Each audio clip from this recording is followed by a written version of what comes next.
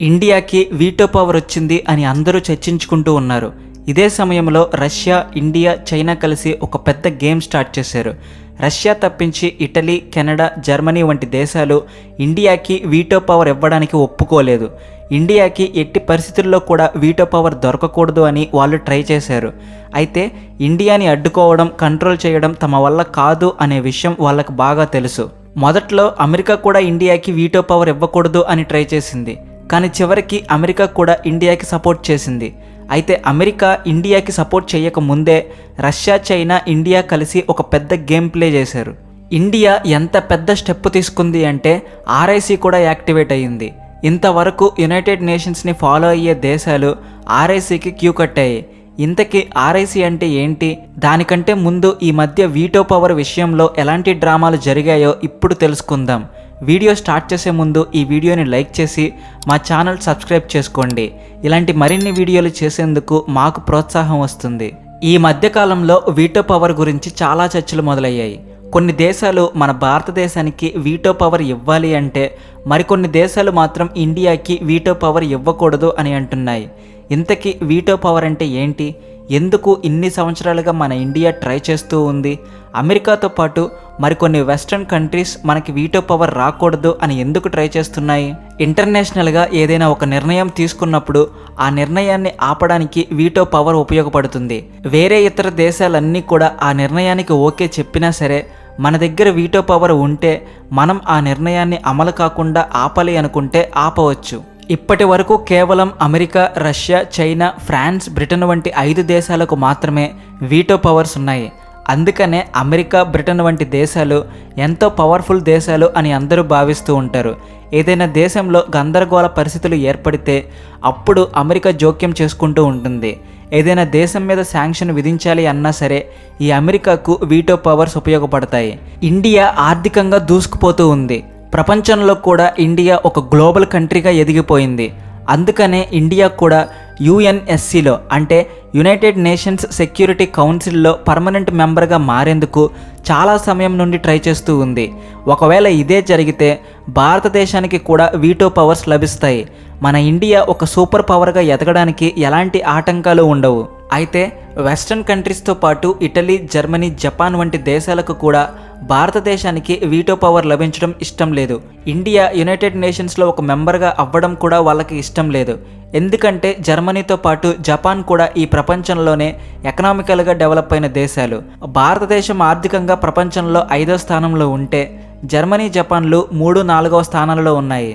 ఇలాంటి సమయంలో ఇండియాని యునైటెడ్ నేషన్స్లో మెంబర్గా చేసినట్లయితే జర్మనీ, జపాన్ల ఫైనాన్షియల్ పొజిషన్కి ప్రాబ్లం ఎదురయ్యే అవకాశం ఉంది. అందుకనే ఇండియా ఎదగకుండా ఈ దేశాలు ట్రై చేస్తూ ఉన్నాయి. ఈ విషయం మన ప్రభుత్వానికి కూడా బాగా తెలుసు. అందుకే మన దేశం వీటోలో జాయిన్ అవ్వడానికి బదులు వీటోకి దిమ్మ తిరిగిపోయే షాక్ ఇచ్చింది. ఇప్పుడు మనం ఆర్ఐసి గురించి చెప్పుకుందాం. రష్యా, ఇండియా, చైనా దీనిని సింపుల్గా ఆర్ఐసి అని అంటారు. ప్రస్తుతం అందరూ ఇండియా యునైటెడ్ నేషన్స్లో మెంబర్షిప్ సంపాదించుకుంటుందా లేదా అని చూస్తూ ఉంటే రష్యా, చైనా, ఇండియా ఈ 3 దేశాలు కలిసి ఆర్ఐసిని యాక్టివేట్ చేశాయి. ఇప్పటి వరకు చక్రం తిప్పిన యునైటెడ్ నేషన్స్కి దిమ్మ తిరిగిపోయే షాక్ ఇచ్చింది. సెప్టెంబర్ 11 మన ఇండియన్ చరిత్రలోనే అద్భుతమైన రోజు. మన Indian national security advisor Ajit Doval Russian president పుతిన్ని కలుసుకున్నారు. అదే రోజు ఆయన చైనా ఫారిన్ మినిస్టర్ వాంగుని కూడా కలుసుకున్నారు. అంటే ఆ రోజు ఇండియా, రష్యా, చైనాలకి మధ్య ఒక గొప్ప మీటింగ్ జరిగింది. మన ఇండియా నుండి నేషనల్ సెక్యూరిటీ అడ్వైజర్ ఈ మీటింగ్కి అటెండ్ అయ్యారు. ఇది మనకు చాలా ఇంపార్టెంట్ మీటింగ్. ఈ మీటింగ్ తర్వాత జరిగినది తెలుసుకుని ఎన్నో ప్రపంచ దేశాలు షాక్ అయ్యాయి. ఈ మీటింగ్ తర్వాత మన ఇండియన్ ఫారిన్ మినిస్టర్ జైశంకర్ ఒక అనౌన్స్మెంట్ చేశారు. చైనాతో మనకి ఉన్న కొన్ని సరిహద్దు సమస్యలు 75% వరకు తీరిపోయాయి అని ఆయన ప్రకటించారు. చైనా ఆర్మీ లడఖ్ నుండి వెళ్ళిపోయాయి అని కూడా అనౌన్స్ చేశారు. చైనా, ఇండియా రిలేషన్షిప్లో రష్యా ఎంటర్ అయిన తరువాత ఈ 2 దేశాల మధ్య రిలేషన్స్ స్ట్రాంగ్ అయ్యాయి. మన లడఖ్ని ఆక్రమించుకోవడానికి ప్రయత్నిస్తూ ఉన్న చైనా ఇప్పుడు రష్యా మాట విని వెనక్కి తగ్గిపోయింది. ఎందుకంటే ప్రపంచంలో పవర్ సెంటర్స్గా ఉన్న దేశాలు మారిపోతూ ఉన్నాయి. ఒకప్పుడు యునైటెడ్ నేషన్స్ అమెరికా కంట్రోల్లో ఉండేవి అని చెబుతూ ఉండేవారు. అమెరికా ఓనర్షిప్ వరల్డ్ బ్యాంకు అని కూడా ప్రపంచ దేశాలు చెప్పుకునేవి.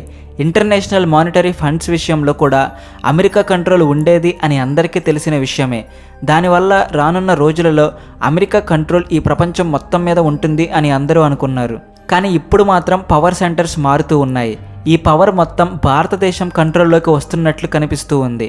ఇంతవరకు వెస్ట్రన్ కంట్రీస్ చేతుల్లో ఉన్న పవర్ ఇప్పుడు ఏషియన్ కంట్రీస్ చేతుల్లోకి వస్తూ ఉంది. ఒకసారి ఈ రిపోర్ట్ చూసినట్లయితే నవంబర్ 2021లో మన ఎక్స్టర్నల్ అఫైర్స్ మినిస్టర్ ఒక అనౌన్స్మెంట్ చేశారు.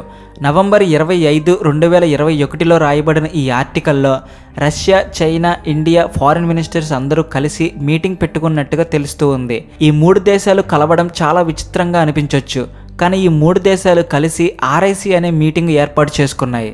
చైనా ఇండియాలో ఉన్న ప్రాబ్లమ్స్ని సాల్వ్ చేయడం మొదలుపెట్టింది. ఇదే కొనసాగితే ఇండియా, రష్యా, చైనా అనే ఈ 3 దేశాల గ్రూపు ఒక సూపర్ పవర్గా ఎదుగుతుంది. ఈ 3 దేశాలు కంట్రోలింగ్ పవర్గా కూడా మారబోతున్నాయి. ఇదే జరిగితే ఇక అందరూ యునైటెడ్ నేషన్స్ గురించి మర్చిపోతారు. మనకి వీటో పవర్ కూడా అవసరం లేదు. దీనికి కారణం రష్యా కూడా ఒక సూపర్ పవర్ కంట్రీ.